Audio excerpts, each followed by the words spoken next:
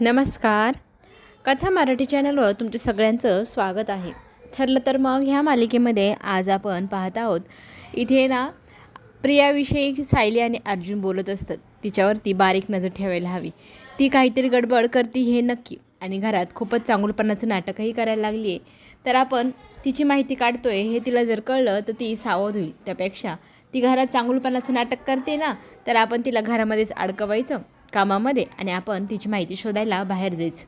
ठरलं तर मग सकाळी नेहमीप्रमाणे नाश्त्याची तयारी झालेली असते आणि अस्मिताईसाठी सायलीने छानसे पराठे केलेले असतात आणि ते सगळ्यांना वाढतही असते सायली. आणि त्याच वेळेला अस्मिताच्या मोबाईलवरती एक मेसेज येतो. मला पैसे हवे, मिळतील का? सचिनचा हा मेसेज सायली वाचते अस्मिताच्या फोनमध्ये आणि न पाहिल्यासारखं करून पटकन बाजूला सरकते. अस्मिता ही पटकन मोबाईल लपवते. त्याच वेळेला अश्विन येतो आणि म्हणू लागतो की प्रियाला तुम्ही किचनमध्ये पाऊल ठेवायची नाही अशी शिक्षा दिली आहे, तर तिची इच्छा आहे की घरच्यांसाठी रात्री स्वयंपाक बनवायचा, तर तुम्ही तिला स्वयंपाक बनवून द्याल का रात्री सगळ्यांसाठी? असं म्हटल्यानंतर अर्जुन म्हणतो, हे चांगुलपणाची नाटकं कशासाठी आणि तू कधीपासून बायकोचा बैल झाला, बायकोची शिफारस घेऊन आलाय? तर ती म्हणते, मला खरंच मनापासून करण्याची इच्छा आहे. आता इथे सायली लगेचच म्हणू लागते की तिची इच्छा आहे ना, तू नक्की कर. रात्रीचंच का, आत्ताचाही कर. मला बाहेर जायचं आहे, तर तू आज दुपारचाही स्वयंपाक करावा असं मला वाटतं. आणि आपण ती जर एक पाऊल पुढे येते तर आपणही एक पाऊल पुढे यायला हवं ना. तर इथे सायली प्रियाला म्हणू लागते की तू नक्की स्वयंपाक कर, दुपारचाही कर. तुला ना विमलताई पण मदत करतील, काय काय करायचं काय काय नाही त्यांना सांगून मी जाते. इथे गुपचूप जाऊन सायली विमलताईला काहीतरी निरोप देते आणि तो निरोप असा असतो, तो गुपित असतो, तो कुणालाही माहीत नाही. आता इथे चांगलीच विमलनी पण प्रियाची वाजवलेली असते. तू ना स्वयंपाक कर, मी कपडे धुवून येते आणि चपात्या वाटलं तर तू बनवून ठेव, भाजू नको, मी आले की गरम गरम भाजेल आणि सगळ्यांना वाढेल, असं सगळं बोलून बरेचशी कामं विमलही प्रियाला लावून गेलेली असते. आणि सायली बाहेर गेल्यानंतर प्रियाच्या लक्षात येते, हे नक्कीच माझ्याबद्दल काहीतरी शोधण्यासाठी गेले आणि माझ्याबद्दल माहिती जर यांना मिळाली तर काही करून बाहेर जायलाच हवं. इथे सगळ्या शाळांमध्ये आता चौकशी करायचं असं सायली आणि अर्जुन ठरवतो. त्याच्यासाठी त्यांनी आता शाळा निवडल्या आहे, तर त्या शाळांमध्ये जाऊन ते भेट देणार.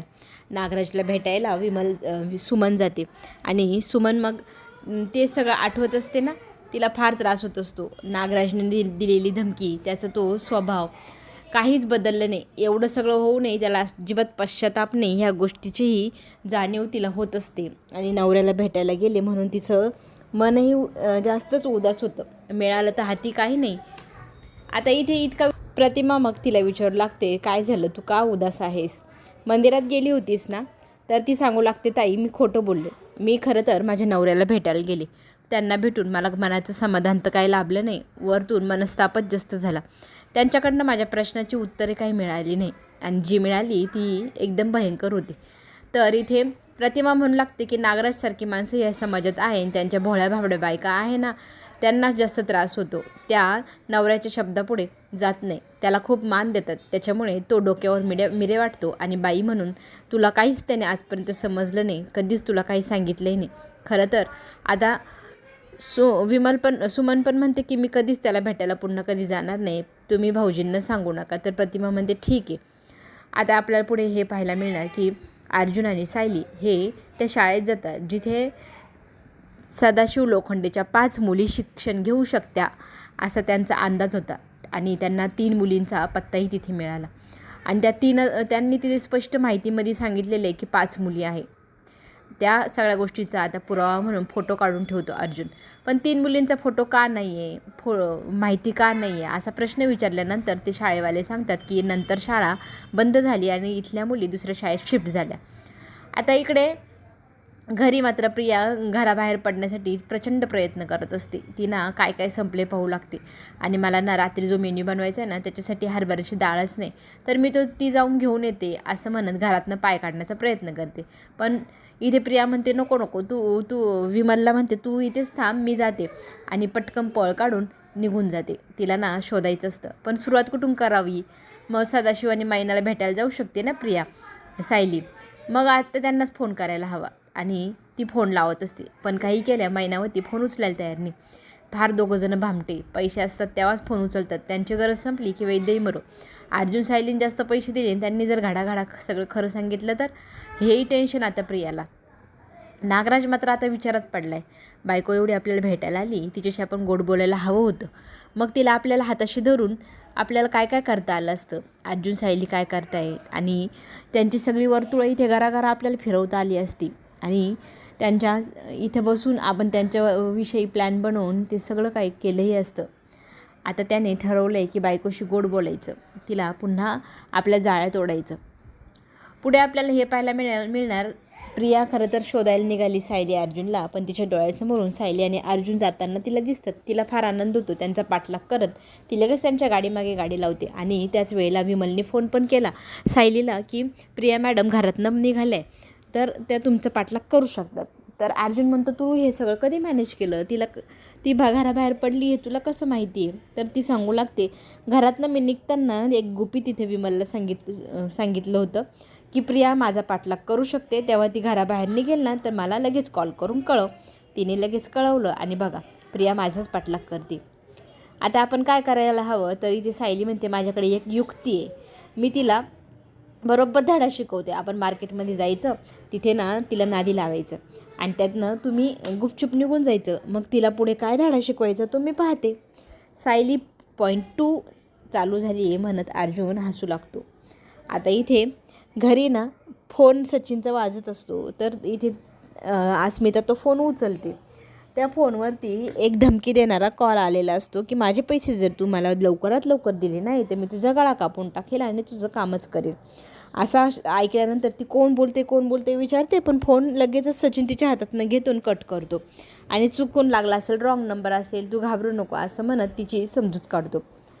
पुढे आपल्याला हे पाहायला मिळेल की सायलीच्या हाती लागते प्रिया. मग ती म्हणते, तू इथे काय करायला आली आहे? तर प्रिया म्हणू लागते, घरात वाहन सामान संपलं होतं तर मी हरभऱ्याची डाळ घ्यायला आले. तर सायली म्हणते, अरे वा, मीही तोच विचार केला होता, घरात बऱ्याच वस्तू संपलेल्या आहे, मीही वाहन सामानालाच आले, आपण दोघी मिळून घेऊया. एकटी मी एवढ्या बॅगी कशी उचलणार? बघता सायलीने भरभर 2 मोठ्या बॅग भरून इथे सामान खरेदी केलेलं असतं. पण मोबाईलचं फोनपे चालतच नाही आहे म्हटल्यानंतर लगेचच ती फोनवरून बिल भरायला लावते प्रियाला फार राग येत असतो, एवढे पैसे भरायचे मी, पण आपलंच घर आहे म्हटल्यावर सायली तिला भरायला लावते. सायली पुढे जाते, फळं घेऊ लागते आणि एवढ्या पिशव्या मीच का उचलायच्या म्हणून प्रिया भांडू लागते. तर ती सांगते, याच्या आधी आम्ही उचललं आहे, आता तुझी बारी आहे, तुला चांगुलपणा दाखवायचा आहे ना. आणि अर्जुन जाऊन पोचलेला असतो दुसऱ्या शाळेमध्ये. त्याने तिथे रेकॉर्ड काढले. त्या रेकॉर्ड्समध्ये अजूनही त्या 2 मुलींचा पत्ता लागलेला नाही, फक्त 3च मुलींची माहिती तिथे लिहिलेली. आता एक जुना एकदम कर्मचारी तो सांगू लागतो की काही कारणास्तव ती शाळा फक्त बालवाडीच्या आणि 7वीच्या पुढच्या मुलांचे शिक्षण घेऊ लागले. त्याच्यामुळे ही छोटी मुलं मधली होती ना, ती सावित्रीबाई फुले शाळेमध्ये म्हणजेच हायवेजवळ होती ना, त्या शाळेत शिकत होती. तर त्या मुलीचा पत्ता तिथे लागू शकतो. मग अर्जुन आता त्या ठिकाणी जातो, पण जाताना तो पुन्हा एकदा सायलीसोबत घेऊन जातो. तिथे गेल्यानंतर त्यांना पुरावा हाती लागतो. म्हणजे 5 मुली सदाशिव लोखंडेला होत्या आणि जी बबली नावाची मुलगी आहे ती दुसरी तिसरी कोणी नसून प्रिया आणि प्रियाच आहे हे सत्य आता अर्जुन सायलीला पूर्णपणे पुराव्यांसकट प्राप्त झालेलं आहे. आता इथे सायली म्हणते की मी काही केल्या आता ह्या मुलीला माफ अजिबात करणार नाही, तिचं सगळ्यांसमोर सत्य उघड पाडणार, पण तेही तिच्याच तोंडून धुवून घेणार. चला तर मग पुढे येणारा ट्विस्ट पाहण्यासाठी चॅनलला लाईक करा, सबस्क्राईब करायला विसरू नका, म्हणजे नवनवीन व्हिडिओ तुमच्यापर्यंत लवकरात लवकर पोहोचेल. आपण पुन्हा भेटूया, तोपर्यंत धन्यवाद.